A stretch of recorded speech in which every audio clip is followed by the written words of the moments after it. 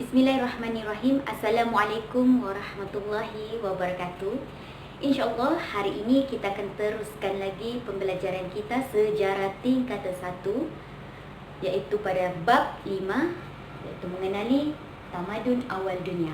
Macam mana kita nak tahu tamadun awal dunia?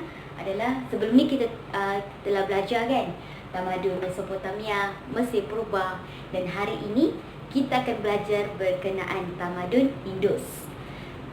Jika kita dengar tamadun Indus, perkara pertama yang mudah untuk kita tahu adalah kita kena tahu kedudukan tamadun Indus di mana, iaitu di Lembah Indus. Lembah Indus ini terletak di barat laut dan utara India. Lembah Indus dia berkait dengan India. Aktiviti Lembah Indus, tamadun Indus ni, aktiviti dia adalah pertanian dan juga ada aktiviti pembuatan.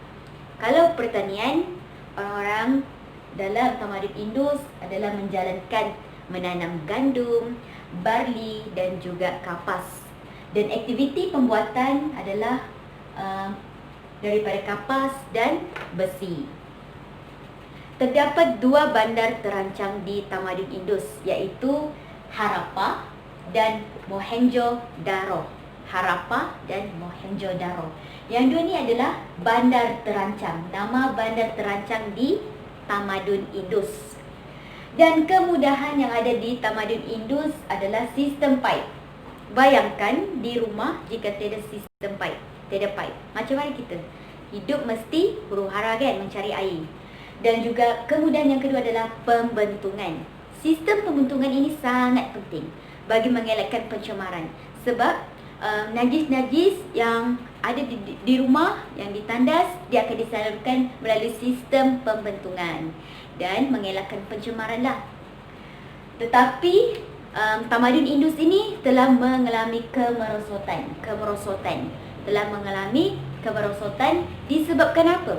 Iaitu gempa bumi dan banjir, dan yang terakhir adalah serangan orang Aryan. Ini adalah 3 sebab kenapa tamadun Indus mengalami kemerosotan, disebabkan gempa bumi, banjir dan juga serangan dari orang Aryan. Ini adalah serba sedikit berkenaan tamadun Indus.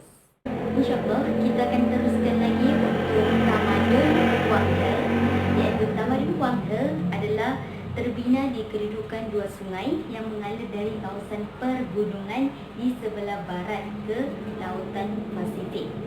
Wang He ini terletak di lembah sungai Wang He atau dikenali sebagai Sungai Kuning, dan juga terletak di Sungai Yangtze. Kedua-dua ini terletak di negara China. Okey. 3 kerajaan yang terdapat di Wang He, iaitu yang pertama adalah Kerajaan Xia, Kerajaan Shang dan Kerajaan Zhou.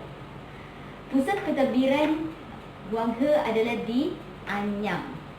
Aktiviti Wang He, tamadun Wang He adalah pertanian. Selain pertanian, ada juga membuat tembikar, membina kapal, hasilkan varnis, sutera sulaman dan juga ukiran.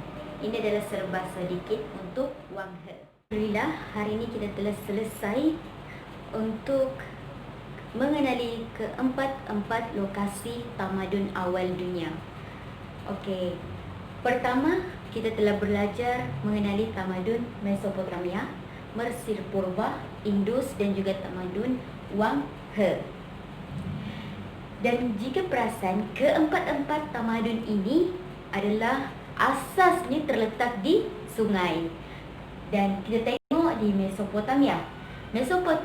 Mesopotamia terletak di 2 sungai, iaitu Sungai Tigris dan juga Sungai Euphrates.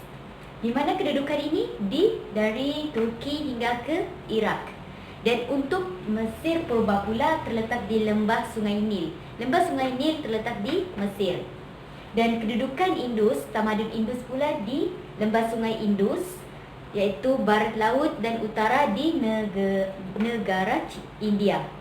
Dan yang terakhir adalah tamadun Wang He. Wang He terletak di lembah Sungai Wang He dan juga Sungai Yangtze, iaitu terletak di negara China. Mesopotamia, Turki ke Iraq, Mesir Purba di Mesir, Indus di India dan Wang He di China. Dan keempat-empat tamadun ini disebabkan terletak di sungai, kedudukan berdekatan dengan lembah sungai, dengan sungai. Jadi kegiatan mereka dipengaruhi lokasi yang mereka duduki. Apa aktiviti tersebut? Tamadun ini adalah pertanian, pembuatan dan juga perdagangan.